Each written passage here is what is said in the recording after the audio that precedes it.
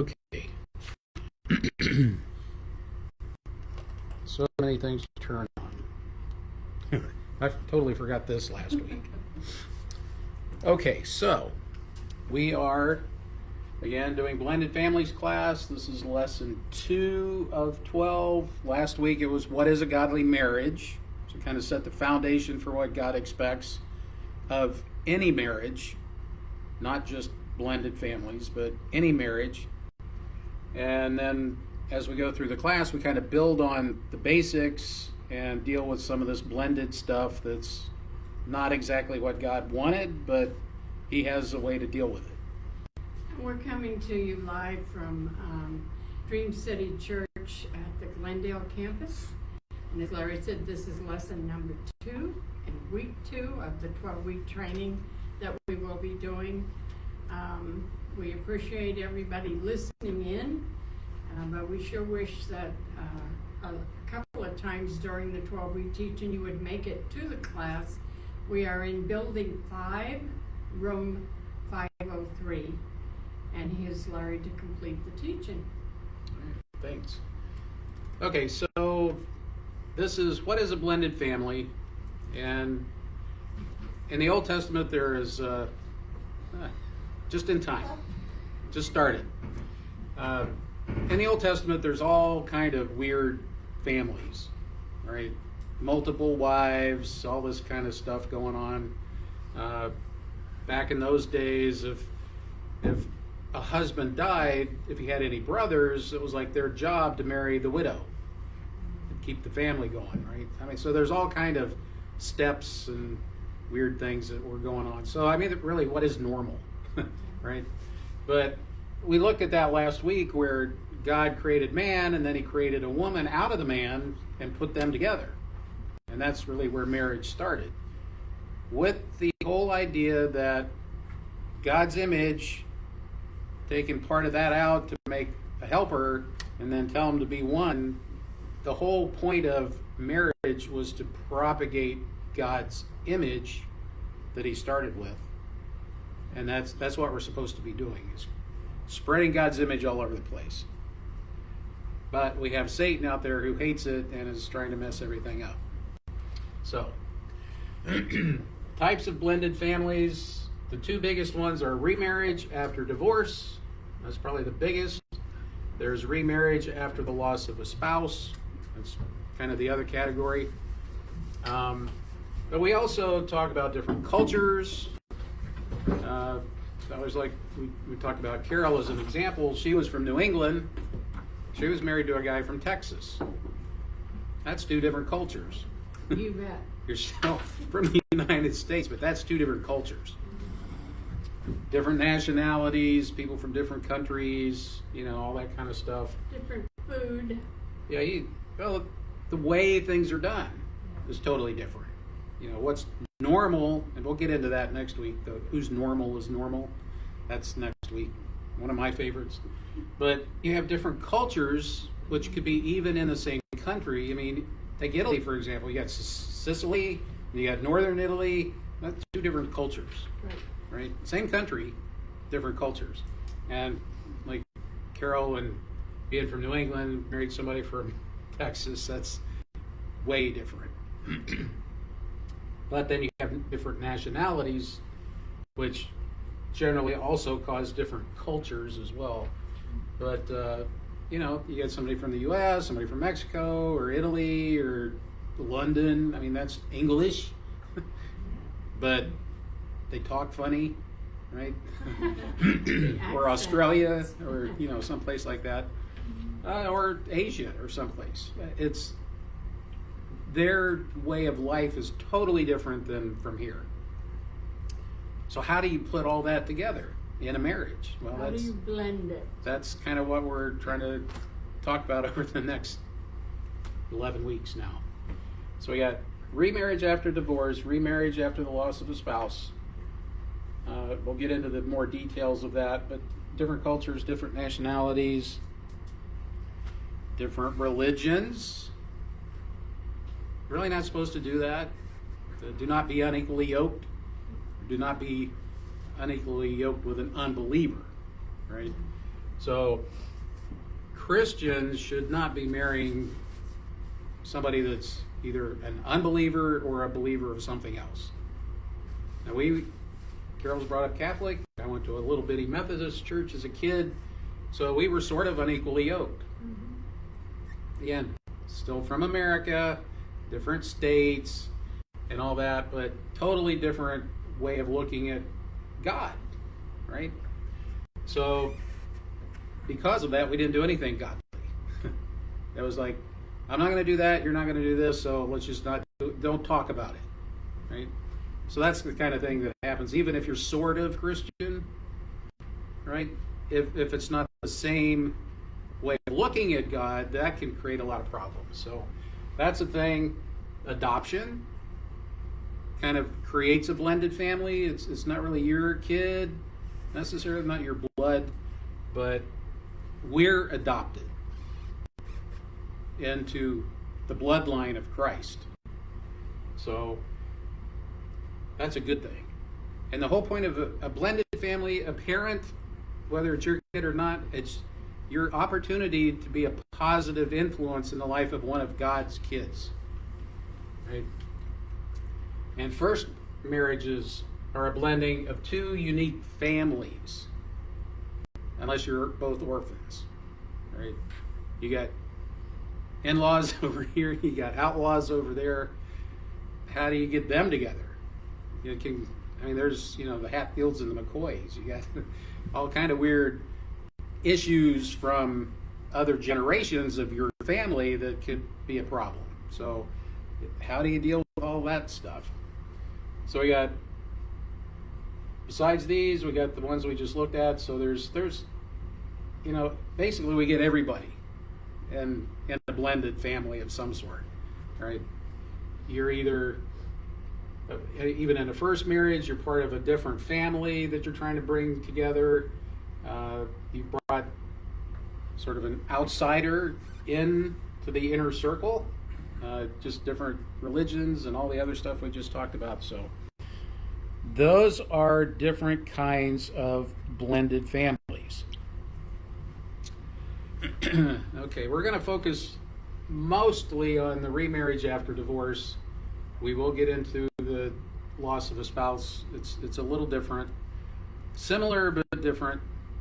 The biggest thing about the remarriage after a divorce is there is a lot of spiritual baggage. Okay? Because you have basically used the law through attorneys, doing the divorce, that whole legal process. You're breaking a covenant by using the law. Okay? Now, the difference with the other, the loss of the spouse, okay, marriage is supposed to be a covenant, right? So you're breaking the covenant that's supposed to be till death do us part by using the law. Right? Part of, go back a little bit here. Part of that legal stuff is you have alimony, child support, visitation, all these kind of things that the court dictates, right? So in a way, we talked about this last Tuesday in the Beyond Divorce class because that was a big part of breaking the covenant, right? That in a way, you're taking yourself out from under God's grace and putting yourself under the law, at least for a period of time. Now, you never really get out from under God's grace, but because he is just and all that kind of stuff, you still have consequences for doing what you weren't supposed to do, right? And in the other class, we always talk about it's not the divorce that's the problem, it's the sin that leads to it. You were talking to us earlier. It's the sin on the other part that is leading to this, right? And basically, if both parties are doing what God expects of them, it's not going to fail. when both parties do God's will is that that marriage will work, right? So, and it's generally selfishness that leads to all the other sins that create the thing. Yeah. In my opinion, it's got to more than work. It's got to actually be healthy and work, you know? Oh, absolutely. I mean, it's gotta Yeah, be, it'll work in a very good way, yeah. not just kind of get by. Because way too many, I mean, we've been doing the counseling for 15 years now or something. It's always selfishness on somebody's part, or both, that is causing the problem. Because it's not the Father, the Son, the Holy Spirit, it's me, myself, and I. Right? It's the unholy Trinity. So anytime it's about me, it's not about us. Right? So that's the root of all of it, is the selfishness and our desire to just be our own little thing. And but part of this baggage that we're talking about, the spiritual baggage, is the fact that now we have the court dictating a lot of the things that we have to do. Now we can totally give this to God, repent for our part in the mess, because it's never 100 and 0. There's always, it could be 70-30, 75-25 or something. Somebody's really trying, but the other party just doesn't care. So there's a lot of spiritual baggage because you're breaking a covenant with the law. And so now the court is going to have to tell you what you can do and what you can't. So you lose the freedom of God's grace to do what you want to do, because you got to do what the court says. Okay, so we've got all this baggage, so we have to deal with root causes. And part of that is, and like in the other class, the Beyond Divorce one, lesson 2 is all about owning your piece of the divorce pie, right? In that class, most people have already gotten the divorce, but sometimes they're still in the middle of it. And once in a great while, somebody chooses not to, but mostly it's all over anyway. So, but you have to figure out what is the real problem here. Obviously, selfishness leads to all these, right? There was one other one that we thought of a while ago. It was abandonment. For some reason, they all start with an A. I don't know why. But adultery is always a big one. That's kind of the one biblical out. Addictions, again, selfishness. So there's some kind of pain involved that somebody wants to not feel. So they try to self-medicate, usually, with drugs or whatever. Drinking, alcohol, whatever it is, sex. There's all kind of addictions. But it's because there's been some kind of a pain or a hurt or a trauma or something in the past that somebody doesn't want to deal with, so they try to just cover it up, and that's usually where they go. Anger, obviously that's on the list of works of the flesh.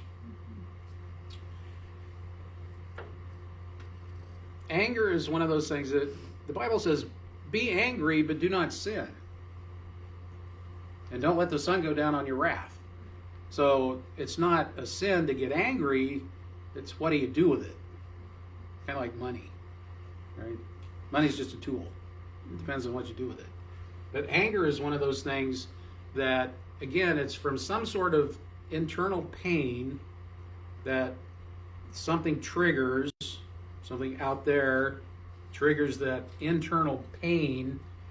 And that's how we want to deal with it. We want to get even.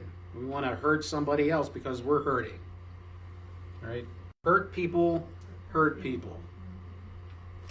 So, and then there's abuse, which is just like a mental disorder kind of thing. People don't understand the value of someone else. They don't see it from God's perspective. Again, these are all works of the flesh kind of stuff. So there's no Holy Spirit going on in here, right? But anger is one of those things. again, the Bible says, be angry, but sin not. So how do you do that? How can you be angry and then not sin? Well, you can feel it, but you need to run it through your Jesus filter and try to understand, why is it you're angry? And then process the feelings, the emotions, before you do anything to somebody else, right? You need to figure out, why am I angry? I'm angry, but why? Oh, because of what so-and-so did. Okay. Well, did they mean it or not? Did they even know they did it? I mean, people get angry for things people don't even know they did, right? That's on us. That's in here. So it's a matter of getting that anger, try to figure out what's triggering it, and then take that to the cross. Let Jesus deal with the trigger. Could be you need to forgive somebody, something like that. I know some people, there's just certain people that tick you off, right? Usually a spouse, right? No, but you know, the parable of the prodigal son sort of shows me that it is possible to kind of forgive people ahead of time, like pre-forgive somebody if they're those kind of just always try to mess you up. Because you know, the son took his inheritance. It's like, Father, you're dead to me. I need my money now. And he went and blew it all and came crawling back. But the father didn't have to decide then if he was going to forgive him or not, because he had already done it a long time ago. He was just so happy he came back. He forgot all that. He had a big barbecue and everything. So, you know, that's one of those things that a lot of people have an issue with, but they just don't understand how to deal with it and what they're supposed to do with it. They just get angry, and it's your fault. You made me angry. Well, maybe I didn't know what I was doing, right? Father, forgive them, for they know not what they do. That should be the first thing that goes through your head, not, you dirty so-and-so, right? So anger's a tough one. I mean, who wants to live with somebody that gets angry all the time? I wouldn't. That's not how it's supposed to be. Nobody wants to live with somebody that's an abuser either. Carol can talk to you about that. That's ugly, terrible, bad stuff. But you have to figure out what are those triggers so that you can deal with the trigger, the issue, and deal with the root and kill the root so that it's dead and it doesn't keep coming up. What we see with the blended families all the time, after a divorce, nobody does this, and they just keep doing the same stuff with the next person, right? They're divorcing and remarrying for these kind of things, and not dealing with them is just trying to run away from this because it's all their fault. I'll just get away from that, and then I'll be okay, and you end up in the same situation. So you're not getting away from the problem. They keep following you around. Well, they don't want to admit they might be the problem. It's always the other person's problem. And I'll just find me somebody else that agrees with me. Yeah, So, like the guy that was like 8 or 9 times. yeah, 9 times he got married. He was going to counseling, you know, premarital counseling, and he's like, these other 8 women, they just don't get me. Yeah. And the counselor's like, well, what's the least common denominator here? You. Him. Right? It's weird how some people just see that kind of stuff. It's like, oh, it's not me. It's it's me, it's not you. No, it's you. You know. Okay.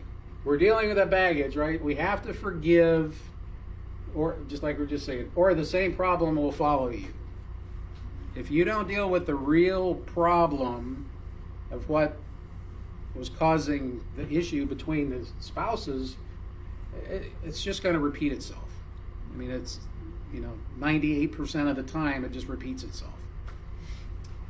Take time to heal, especially for any children involved. divorce is hard on the kids. You know, one of those things. In my old job, there was this couple that got hired as a couple, and then after that they split. And one day, the lady was in my group, and the guy was in some other group. But she was telling me how, you know, they had separate houses and all this kind of stuff, and mom was taking the kids to school, and I guess she had to pick them up at dad's house, right? So the daughter was saying, "Hey mom, I think I left my backpack at dad's house." And it just like, you know, when I was a kid, it was my house. My parents lived there. It was my house, right? Well, the kids have now lost their house because it's mom's house or dad's house. It's not mine anymore. So they kind of lose that identity of the family, whatever the family name is, and you know, that gets all messed up. So take the time to heal for yourself and to allow the kids to figure out what's going on, make sure they understand it's not their fault, right? This is an adult thing. It's not the kids' thing. But you end up, when you're not healed and you're not healthy, you tend to use the kids as weapons against the other spouse. We get all kind of parental alienation going on, and you know, surprise drop-offs, or you know, all kind of things, or surprise pickups. You know, oh hey, I need to take the kid, and hey, it's my week. You know, again, the court says this, and then you got to figure it out, and it's not always easy. But the good thing, we finally got through all the trouble. Now the good news is God allows do-overs. God is all about do-overs. Right? So all we have to do is repent and tell God, hey God, I'm sorry I did this and that and the other thing and those 4 things over there, and I'm sorry. He's like, okay, we're good. I mean, it's that simple, right? So and Dan mentioned something last Tuesday that, you know, we're talking about how God hates divorce, but then he put another little one-liner here and said, but he doesn't hate you.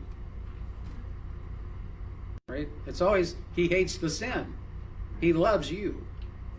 He doesn't like it that he has to chastise you. But he's a father that does love his kids. So if they get off track, he gets them back on track. Sometimes it's more painful than others, but that's God. Okay, now, remarriage after the loss of a spouse. Okay, the marriage covenant was fulfilled. You did not break the covenant. You fulfilled it. The till death do us part. So there is less spiritual baggage. There's still going to be some because of the loss. You have to grieve through that. You either choose to stay single from now on, or maybe for a while, and then God brings somebody into your life after a while. It's like, oh, hey, well, yeah, why not? I don't like being by myself. Okay? But once you try to get into a new relationship, that's when the spiritual warfare will start. Because now Satan's not going to want you to have a good relationship with anybody.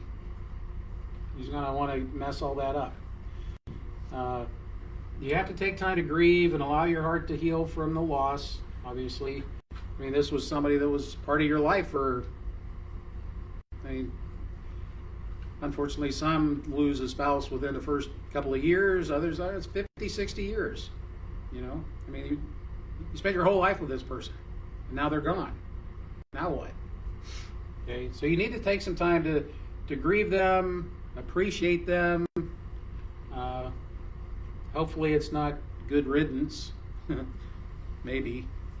But just take time to grieve, allow your heart to heal, because it's going to take time. If you jump into something new too quickly, that's where that spiritual stuff is going to mess with you. And I think this next slide has got some of that stuff. Yeah. It's a different set of problems. It's not the same kind of problems as a divorce creates. Generally, this is later in life, so if there's kids involved, not always, but generally, it's later in life, so any kids or adults by now got their own kids, maybe your grandparents and all that kind of stuff. But a new spouse is kind of like a new pair of shoes. Sometimes you get blisters. Anybody ever got blisters from new shoes? But once you break them in, then they're really comfortable. So there's that break-in period, which means you need to have more grace and mercy with this new person. Patience. They're not the same as the other person. It's a different person, right? We've had several widower couples that have gotten married again, and they got married, and then maybe 6 months to 2 or 3 years later, then we see them. And the biggest thing was always the comparison of this person to the other person. They're different. It's not the same person. That's why you need to take some time to grieve the loss, process all this stuff that, okay, they're gone. Hopefully they're in heaven and you can be happy about that, right? That you'll see them again, but we don't get married in heaven because we're all the bride of Christ. So from what I understand, we will recognize people, but it's all going to be perfect. There won't be any sin. Nobody's going to have any jealousies or any of that kind of stuff going on. So it's like, hey, Joe, how you doing? Or hey, Mary, whatever. But we have to allow that person to be gone and understand they're gone. I'm not replacing them. I'm not trying to find a new one of them. If God brings somebody, it's going to be a totally different person. You're going to have a totally different life with this person. So we need to realize what we're getting into. People frequently don't remember the negative things about the old, only the positive, right? So you kind of forget about how they treated you sometimes, or maybe they weren't that great, maybe there were some other things, maybe they had some addiction problems or whatever. But when you only remember the good things, it's harder to let go and harder to adjust to somebody new, because you're comparing this new person and all their baggage to only the good stuff of the old one. Right? So that can be a problem. Again, it's a whole different set of problems. Again, difficult to not compare the new to the old. Again, it's like how great the old was, and you really, really miss them because they were so awesome. You spent 20, 30, 40 years with them. They were the best. And now you've been single for a while, and now God's brought somebody into your life, and it's like, they might be okay. You get into that kind of a mindset, and now, they'll do. You settle for it. That's why you need to take the time and get to know somebody, and don't just jump right into something else. When my mom got remarried after my dad passed, it was 5 or 6 years, and she ended up marrying somebody that would only get married to somebody that was a widow. Didn't want anybody divorced. He would not have anything to do with anybody that was divorced. That was off the table. We should have known that was a red flag, but we didn't at the time. We didn't. Yeah, they weren't married all that long. Within 2 or 3 years, he had a big stroke or something, and then she had to take care of him. Like she took care of my dad when he was sick. She had to take care of this guy for a year or so. and then he passed, and then she didn't do any more of that stuff, but she was sick by then. Yeah. So anyway, what we discovered at that point is the adult children now become stepchildren, and sometimes it's hard to be a step kid when you've never been one. When you're in your 40s. Yeah, 40, 50 years old, now you're a step kid. What do you do with that? Well, not much. You know, you've got your life, you live it according to your beliefs and everything, and it's really up to the parents who are getting remarried to fit you in as far as that goes.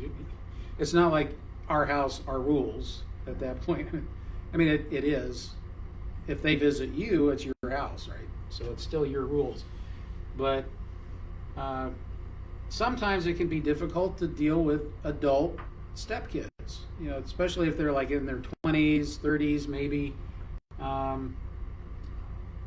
There's a very good chance that somebody's going to need some help, financial or otherwise. So how do you come to an agreement with, you know, your kid is in his 30s and he needs, you know, 10 grand to do something? That's our retirement. You know, you got to figure out a way to agree on it, do it, not do it. Those are the kind of things that really should be discussed in the premarital kind of thing, and not, oh, we got to figure this out now. So, okay, so the adult children that are now your stepchildren won't always want to have a relationship with you. It's just the way it is. All right. You still be the Christian. You still love them. You pray for them and do all the stuff that we're supposed to do. But they may not want to have anything to do with you because you're not their dad or your mom. That kind of thing. Okay, remarriage requires each spouse to give each other lots of grace and mercy as you learn how to celebrate each other's differences, like we'll talk about next week, rather than see the differences as points of contention. So that's all next week's class. So I'm not going to spend a whole lot of time on that, other than to say everybody has a normal. And that, you know, we were talking about the different nationalities, different cultures.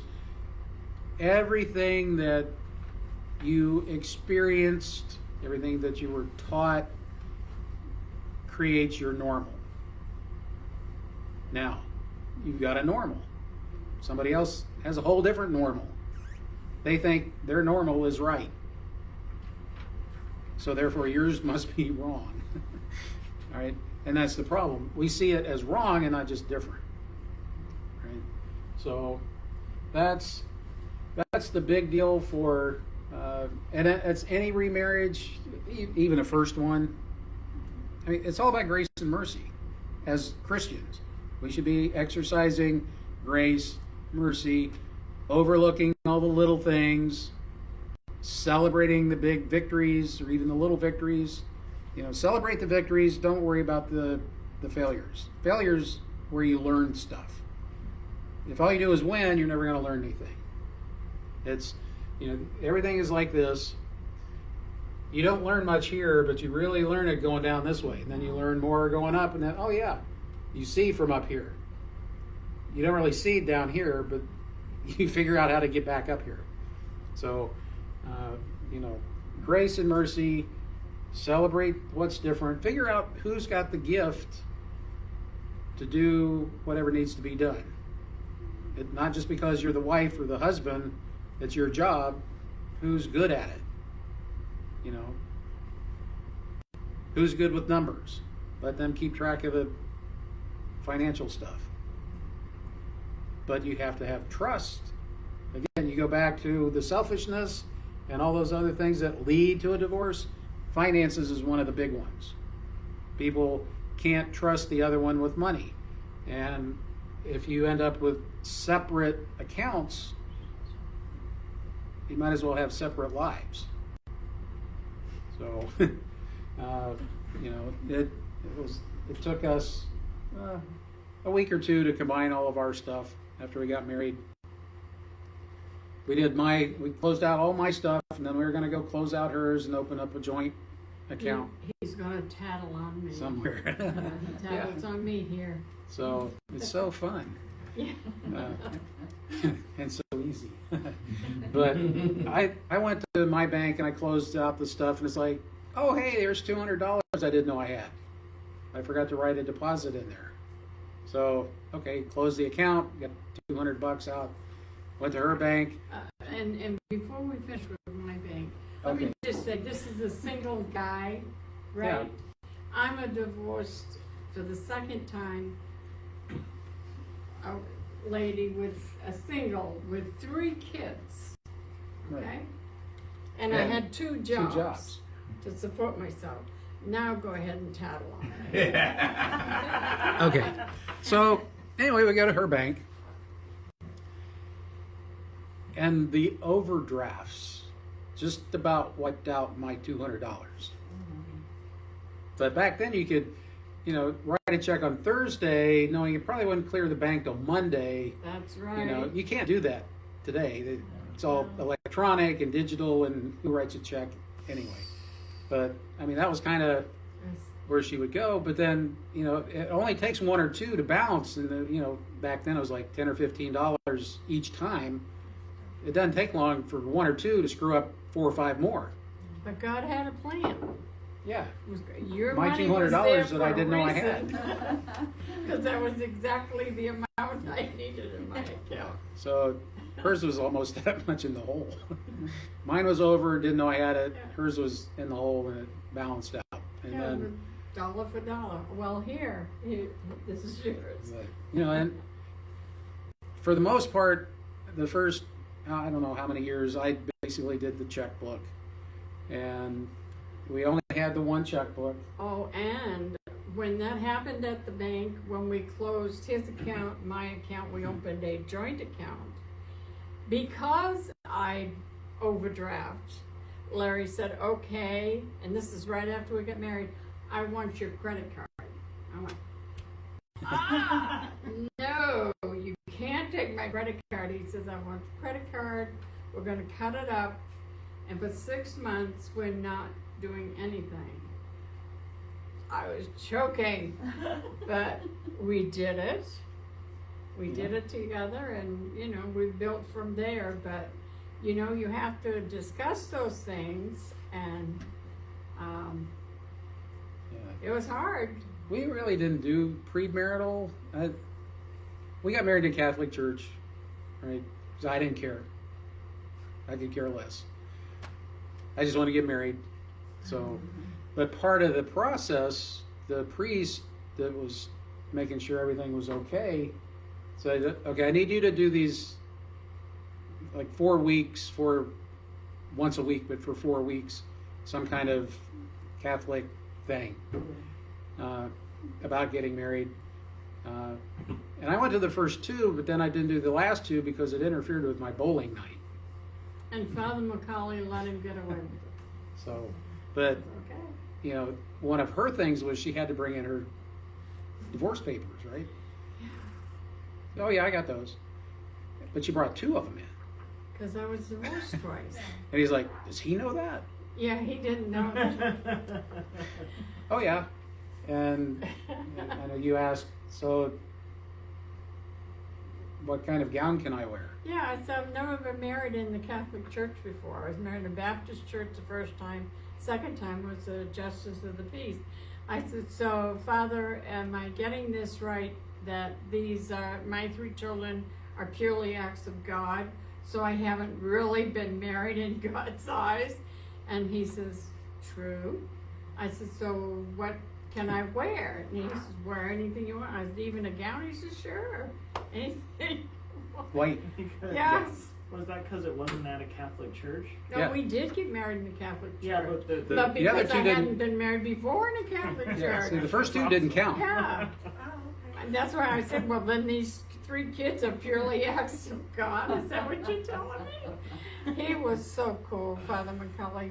And we had the reception there at the chapel after we had a candlelight thing on a Friday night, and he kept coming out after our people came to do the reception, and he just kept congratulating us, and every time he congratulated us, he knew we would hand him a bottle of champagne. He must have come out 8 or 10 times, and he just kept running that bottle back to wherever he hit it. But he was really cool. He Yeah. really did an awesome job. And he was great. He didn't really make a big deal about me. No, Right. missing the classes, or that this was my 3rd marriage.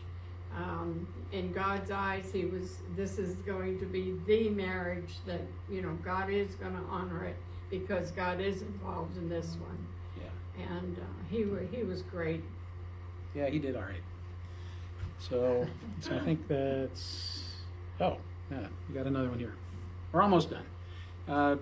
So as we were kind of talking, it's about figuring out who's good at what, right? And allowing that person to use that gift that God has given them to bless the marriage, right? Again, with a covenant mentality. So part of our premarital is you understand what the covenant is, so you know what you're doing going in. We're not talking prenups like I expect it to fail, right? This is a covenant, and it's till death do us part. And like we've said before, God hates divorce, but even he had to divorce Israel because Israel was being the harlot. So he totally understands it. It's kind of been there, done that. And that's why in the other class, I want to make people understand the divorce is not the sin. It's the sin that leads to this legal transaction of separation, right? So, some places divorce is a sin, but in the kingdom, it's the sin that's the problem. I have to divorce myself from the sin. Not really you, but from the sin. So it's a sin problem. But when you look at things with a covenant mentality, the little things today are things you laugh about 20 years from now. When you're in the rocking chair on the porch. Right? Remember that time? No. I've slept since then. So, but when part of the marriage thing, again, we talk a lot about how people spend all this time and money planning a wedding, but they never spend any time planning the marriage. Right. It's all about this hour or two you're going to have a ceremony, and then after that it's like knocking heads after that, and you don't really plan on that. You don't have a plan, you don't have a vision. My people perish for lack of vision, and so there's all that. But when you have the covenant mentality, you're looking down the road like till death do us part, right? Now, again, you're supposed to be equally yoked, and you're supposed to be doing what God says to do, and all that kind of stuff. So if somebody's not, well, you're kind of unequally yoked at that point. And in 1 Corinthians 7, I think it is, it talks about if you are married to an unbeliever, if they want to stay, let them stay. If they don't want to stay, let them leave. Right? God wants it to work. God is all about restoration and reconciliation. If both parties are giving their life to God, doing what God says, God will fix it. But both parties have to be involved. You can't do it on one. But the whole point is you look at it like this is permanent, and if something's not right, we fix it. Like in the old days, right? People didn't throw each other away. They just stuck through it. They figured stuff out. They fixed it. It was like the people that grew up during the Depression, you couldn't just throw something away and get a new one. You had to make what you had work. And that included marriages for the most part. Some of them weren't very good, but they still stuck with it. Well, their mentality was there's no option. Well, yeah. When married, it's forever. That's how it is. But their mentality also was, it's 24 hours a day, 7 days a week. It's Yeah. not like just Monday night through Friday night, and then, oh, I'll tolerate the weekend. It's 24 hours a day, 7 days a week. You Yeah. both have to be giving your all Yeah. the time. But you both, as Larry was teaching in the first part of this, it's not about you being selfish. It's just like, what do I want out of this relationship? It's what does God want for me out of this relationship? Yeah. You know, we're here for God. We're here to build His kingdom, to spread the word, live the word, and teach our children, friends, and family how we're supposed to be. This is God's world. This is not ours. The world does not revolve around me or Larry. It revolves around God. And that's where a lot of people mess up, thinking it's all about me.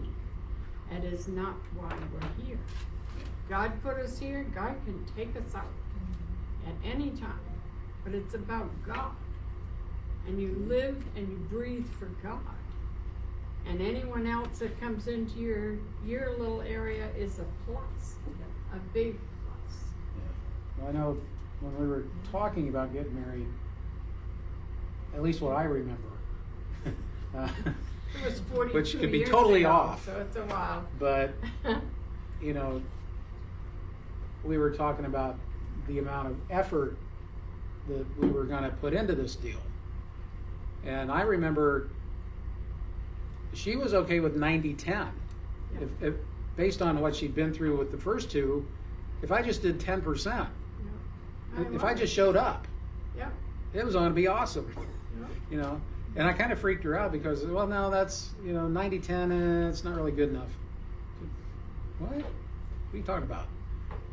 And that's when I said it's 100 and 100. I had never heard that philosophy. You know? And he's absolutely right. So, 100%, each of you putting in all the time. and that's what the covenant mentality is. You're giving 100% to this thing on both ends. It's not 50-50, it's not 60-40, 70-30, it's 100 and 100. And that's the whole pyramid thing, right? Each person doing their best to be godly brings you closer together because you're aiming at the same target. And it's when you're doing this instead of this. We need to wrap this up a little bit too. Yeah. Does anybody have any comments or suggestions on this teaching? I know you mentioned, There's a mic right there. Where can you get that? I know you mentioned the covenant, and and then the keyword you mentioned prenup. Right. Well, I originally got the prenup, and it wasn't so much to protect it from what my deal was to do it till death do us apart, right? But the prenup was more to protect the assets from, since he had two different baby mama. What you wanna call them? Yeah. At the That time, works. and it was, the child support, whether he paid or not paid. I didn't know a bunch of the stuff, and still to this day, there's back child support being paid, so I felt like I did the right thing by getting the prenup. Yeah. Well, again. At that time, of course, at that time, also, we weren't equally yoked or anything like that. We weren't, living godly, Yeah. Well, but I don't regret doing it, because of the situation I'm in. right. Well, again, and I'm glad you brought that up Yes. because in the blended situation, there are situations that are specific to you guys, right? I mean, this is general, Right. but each specific thing needs to be looked at from a financial perspective. And, You know, and she was right to do that, protect herself and her yeah. children. because there's a lot of unknowns, Mm-hmm. even some knowns that are not great. We had one other couple that right after they got married, he started charging all kind of stuff on credit cards and not saying anything. Right. until, you know, a year later she gets a $10,000 credit card bill in the mail. It's like, where'd that come from, right? Yes. So the finances need to be known, Right. agreed upon, and stuck to. And, you know, like I said, well, even in our own family, we got separate because of some addiction stuff, right? As soon as anything would get in the account, boom, it's gone, right? Not So our then you've account, got- other family members in our family, yeah. Well, yeah, in ours specifically. And Yeah. so they have to keep it separate just so they can get the Right. bills paid. Yeah. You know, there is an agreement, okay, I get this much every month here, and then I blow the rest. Otherwise, it all be blown, right? Anyone else have any comments or suggestions? Bill, can you grab that? Thank you.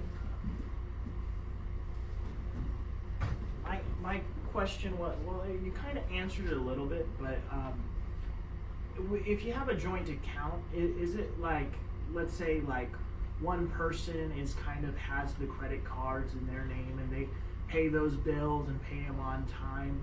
If the, you know, you still have a joint account, but one person seems to be better with paying the bills and things like that. Yeah. So the credit card's in their name, not really a big deal, right? Well, again, if you're in agreement about that work, fine.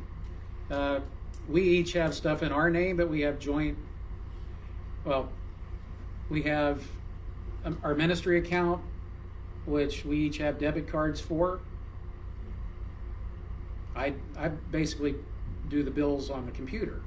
You know, there were times when I would write the checks, I would balance the thing to the penny, because there usually was an ESP in her account, error someplace.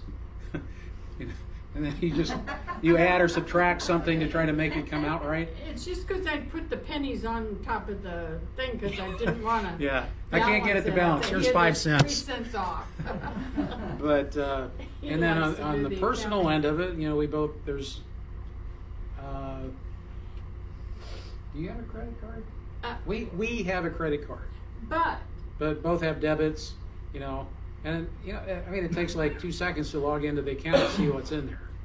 neither one of It's us a lot easier make than it used to a charge without telling the other one, this is what I'm buying, or this is what I'm thinking of doing. But, you know, you have to make your own agreement on that. But even though, and like he said, I have a card in my name, he has a card in his name, it's the same account. But we don't just do it and then say, oh, by the way, I did $500. The car cost $500 to get repaired yesterday. No, we know ahead of time what everything is going on, and Larry, I'm sure, is getting ready to tell you, but we really got to watch the time. Yeah. Getting ready to tell you, the man is completely accountable for what happens in his house. Even though someone else is better with the numbers and they're keeping track of everything. Yeah. So each person is accountable to God, right? But in a marriage, God holds the husband as the head of the household responsible and accountable. So each person is accountable for what they do, but the husband is responsible for the whole package in God's eyes. So even if you don't actively pay the bills, you need to know what's going on, right? I mean, it's not like you're the head of the household, so you have to do the finances. And let me just add You have to one- understand them. Let me add one more thing regarding your comments here, because we know a lot more about your situation than anyone else that's listening. So let me just say, when you get married, there should be a discussion as to a budget for the family. Therefore, nobody would get in trouble because, oh, I spent an extra $100 at the grocery store, and telling you the fact after. You guys have to agree on a program, some kind of a accountable program you're going to feel comfortable with for that home. And you can't point the fingers at, you know, things happen. You know, and I know just in the grocery store, I try to go maybe every 2 weeks. But just like 2 months ago, I went in the grocery store and I kind of got the same thing I would have the month before, and it was almost $50 more because the groceries have gone up. So it's something that you can't get mad about if there's a little difference in what the budget was. You just have to discuss, okay, things are changing here in the world, so we need to talk about that, you know. But that when you first get married, you should discuss a budget and work from that. But any purchases that are not included in the budget, you need to talk about together before they're done, not buy it and then tell you later, because that hurts the budget. But the secret, like Larry said, is in the agreement. Yeah. You know, The what I agree planning, upon. you know, the goals, the planning, the agreement about where you're headed. Does that help at all? Yeah, it makes a lot of sense. You're a team, and you want the team to succeed. So everybody kind of has to do their part, right? You see what happens on certain teams where there's like one guy that thinks that they're it, right? Sometimes they win, but they don't always get the ring. And the way the world is right now, you have to be flexible because things are changing out there all the time. Price of gas. Who thought it was gonna be up like $1.25 more a gallon some places? It's ridiculous. And that's not our fault. Yeah. You know, so we have to readjust the budget and stuff. Did you guys have anything you'd like to add? I don't know. Not really. You agree with everything? For the Yeah. most part, yeah. I mean, we're pretty much separate in our accounts. I mean, I have access to his accounts, but I don't use his accounts without asking permission first, because I don't know what he's got processing. But I don't let him have access to my account. Just, I like to pay my bills on time, not in the grace period before they're considered late. So it's just like a little OCD thing with me. It's whatever works for you and that you have agreed upon that it's going to work, that it doesn't become a issue somehow. My Fine. secret spending. Yeah. Hey, this arrived from Amazon today. Oh yeah, that's just fine. You spend too much. I'm like, yeah, but I'm not But- spending your money. But the goal, God's goal, is for it to be one account. Right. That's the goal, someday, you know, and that's between you guys when it would be. Oh, my account, since we got married, she's been on my. Yeah. Yeah. Yeah. That's a good start. Yeah, I'll make this the last thing. hurry up. We were invited to London to do a marriage conference, right? Which we thought we were part of. Turned out we were it. We were the whole marriage conference for But 4 days. Most of these people were from like Ghana. Right? Yeah, Ghana, Africa. Lawyers, accountants, you know, Oh, yeah. pretty well off. But one of the wives said something about, so when I go buy a dress, I shouldn't hide it in the closet for 6 months and then bring it out and says, is that new? Oh, this old thing? You know, you know. Yeah. Guilty. And you know, people from Ghana are a little darker than we are, but 2 of those women were bright red. I mean, you could see, and they left the room real quick. So obviously, So, you know, there's all kind of games people play, right?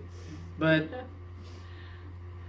the mindset should be, we are one, we are together, we're on the same page, we're in the same book at least, and, you know, work from that perspective. Whenever there's any kind of selfishness going on, I know that was my issue. I got selfish. Is this all there is? I could do better, blah, blah, blah. And then I started getting stupid. Once I got selfish, then I started doing all kind of weird stuff. So it's, you know, Father, Son, Holy Spirit, not me, myself, and I. So, and with that, we'll go ahead and wrap it up. I'll turn the next week recordings will be, off. Like Larry said, on who's normal is normal, and celebrate the differences. And you can go to our website and make a donation if any of this information has helped you in any way. We would appreciate it. And we hope that we see more people in the classroom next week. Again, we're in Dream City Church, the Glendale campus, and we're in Building 5, room 503. And thank you, and make it a great day. And it's real cool here in Phoenix today. Cool and light rain. It's beautiful. We are celebrating fall today. So thank you, and we'll talk to you next week.